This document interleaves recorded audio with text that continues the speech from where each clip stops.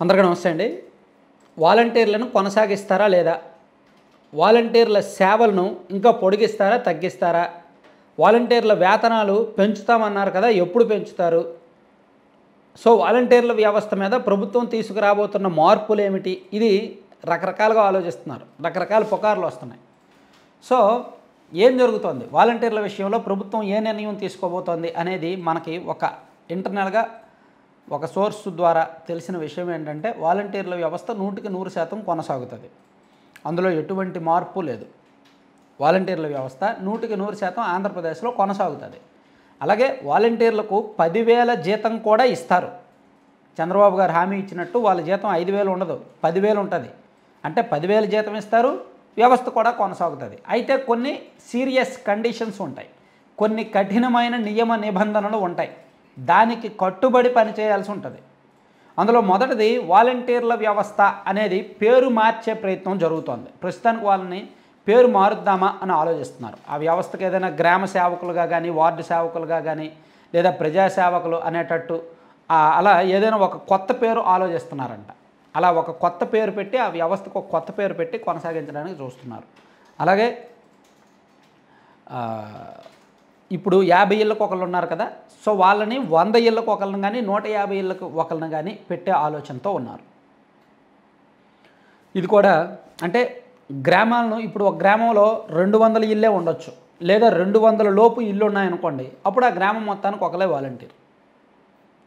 200లకు పైగా ఇల్లు ఉంటే 2 వాలంటీర్లను పెట్టేటట్టు అలా చూస్తున్నారు. అలాగే ఒక మినిమం ఎడ్యుకేషనల్ క్వాలిఫికేషన్ రిక్వైర్మెంట్స్ ఎలా ఉంటే బాగుంటుందని చూస్తున్నారు. 10th క్లాస్ పెట్టాలా, ఇంటర్మీడియట్ పెట్టాలా, డిగ్రీ పెట్టాలా అనేది కూడా ఆలోచిస్తున్నారు. అంటే ఎడ్యుకేషనల్ క్వాలిఫికేషన్, ఒక నిర్ణీత వయస్సు, నిర్ణీత విద్యార్హత ఉన్న వాళ్ళనే వాలంటీర్లుగా కొనసాగించాలి అనేది కూడా ప్రభుత్వం ఆలోచిస్తుంది. అంటే కొన్ని కఠినమైన రూల్స్ పెట్టి కొంతమందిని ఏరువేసే పనిలో ఉన్నారండి. సింపుల్గా చెప్పుకోవాలంటే ఉన్న వాళ్ళని కొనసాగిస్తారండి. అలాగే ప్రతి 3 సంవత్సరాలకి కూడా వాలంటీర్లను ప్రమోట్ చేసి, అంటే వాళ్ళకి ట్రైనింగ్ ఇచ్చి, ఇంట్రెస్ట్ ఉన్న వాళ్ళకి ట్రైనింగ్ ఇచ్చి, నైపుణ్య శిక్షణ ఇచ్చి, వాళ్ళలో బాగా చదువుకున్న వాళ్ళని, అన్ని రకాల ఆసక్తి ఉన్న వాళ్ళని, బాగా పనిచేస్తున్న వాళ్ళని గుర్తించి వాళ్ళను పదోన్నతి, అంటే సచివాలయ ఉద్యోగులుగా, పర్మనెంట్ ఉద్యోగులుగా తీసుకోవడమా, లేదంటే ఇంకా ట్రైనింగ్ ఇచ్చి ఇంకో రకంగా ఏమైనా వాడుకోవడమా ప్రభుత్వ సేవల్లో అనేది చూస్తున్నారు. సో 3 సంవత్సరాలకి ఒకసారి వాలంటీర్లకు ఒక నైపుణ్య పరీక్ష ఉంటుందంట. ఆ నైపుణ్య పరీక్ష ద్వారా వాళ్ళ విద్యార్హత, వాళ్ళ వయసు, వాళ్ళ నైపుణ్య పరీక్షలో వాళ్ళు సాధించిన మార్కులు, వీటిని ఆధారంగా చేసుకొని వాళ్ళకి నెక్స్ట్ ప్రమోషన్స్, అలాగే శాలరీ పెంచడం కానీ, ఇతర శాఖల్లో, రకరకాల శాఖల్లో వాళ్ళని వాడుకోవడం కానీ జరుగుద్దంట. ఇలా కొన్ని ప్రతిపాదనలు అయితే ప్రభుత్వం సిద్ధం చేస్తోంది. అంటే వాలంటీర్లు ఉంటారు, వాలంటీర్ల ఉద్యోగాలు ఉంటాయి, కానీ కొంతమంది పోతారు. ప్రభుత్వం తీసుకొచ్చే అర్హతలను బట్టి కొంతమంది వెళ్ళిపోవాల్సి ఉంటుంది.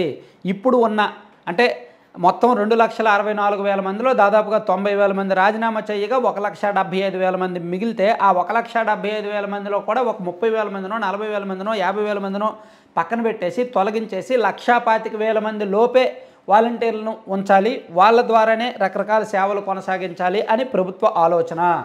అంటే సంఖ్య కుదిస్తారు, శాలరీ పెంచుతారు, పని పెంచుతారు, నైపుణ్య శిక్షణ ఇస్తారు, పదోన్నతులు ఇస్తారు, అవసరం మేరకు వేరే పనులకు వాడుకుంటారు.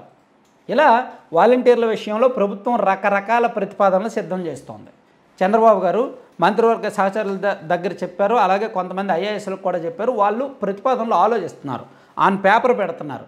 వీటిని ఇంకోసారి చర్చించి ఫైనల్ నిర్ణయం తీసుకుంటారు. ప్రస్తుతానికైతే తుది నిర్ణయం, ఫైనల్ డెసిషన్ ఏమీ తీసుకోవాలి. ఐఏఎస్ల దగ్గర, కొంతమంది మంత్రుల దగ్గర ఆ ఫైల్ ఉంది. వాళ్ళు రకరకాల ప్రపోజల్స్ రెడీ చేసి సీఎం గారికి చెప్పడానికి రెడీ అవుతున్నారు. సో మేబీ రేపు సాయంత్రం కానీ, ఎల్లుండి కానీ ఆయన ఒకసారి వాలంటీర్ల వ్యవస్థ మీద రివ్యూ చేసి, సమీక్షించి, వాళ్ళకి పూర్తి స్థాయి మార్గనిర్దేశకాలు జారీ చేసి వాళ్ళని ఏ విధంగా వాడుకుంటామో అనేది అఫీషియల్గా ప్రకటిస్తారు. అప్పుడు వరకు వాలంటీర్లు ఎటువంటి టెన్షన్ పడాల్సిన అవసరం లేదు, వాళ్ళు కంగారు పడి ఈ గొడవలు, ఆందోళనలు చేయాల్సిన అవసరం కూడా లేదు. Thank you.